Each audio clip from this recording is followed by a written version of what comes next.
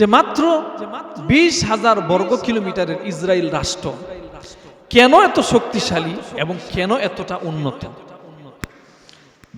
যারা আন্তর্জাতিক রাজনৈতিক বিশ্লেষক তারা গবেষণা করে দেখেছেন ইসরায়েল এত শক্তিশালী হওয়ার পেছনে 4টি কারণ রয়েছে।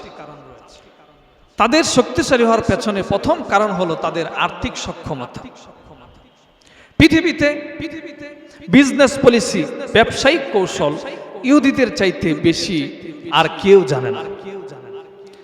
তারা দীর্ঘ 4,000 বৎসর যাযাবরের জীবন যাপন করলেও সব সময় তারা আর্থিকভাবে সক্ষম ছিল। তাদের কোনো দেশ ছিল না, কিন্তু পৃথিবীর বড় বড় ব্যবসায়িক প্রতিষ্ঠান সবগুলোতেই তাদের দখল ছিল।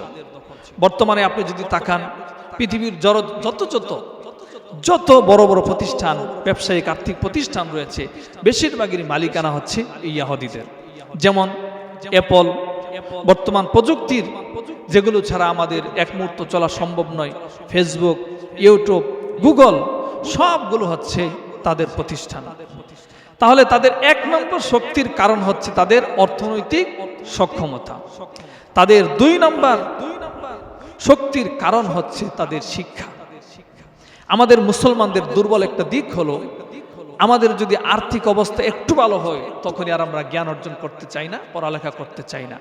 কিন্তু ইহুদিরা জানে শিক্ষার গুরুত্ব কত বেশি।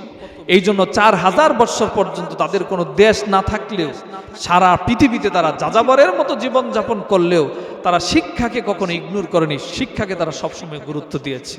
এজন্য শিক্ষার হার পৃথিবীতে সবচেয়ে বেশি ইসরায়েলে। নাম্বার 3 যেই কারণ সেটি হলো আমেরিকা। তাদের অর্থনৈতিক সক্ষমতা এবং শিক্ষা থাকার কারণে তারা কূটনীতি, ডিপ্লোমেসি তারা সবচাইতে ভালো বোঝে। এজন্য তাদের দেশ না থাকলেও যে শতাব্দীতেই, যেই শতকেই যে সুপার পাওয়ার ছিল তাদের সঙ্গে তাদের সুসম্পর্ক সবচাইতে বেশি ছিল।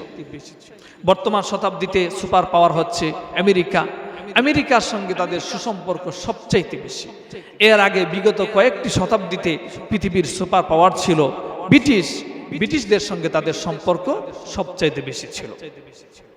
তাদের এই কূটনীতি বা পরাশক্তিগুলোর সঙ্গে তাদের সুসম্পর্কের কারণে তাদের এত শক্তি।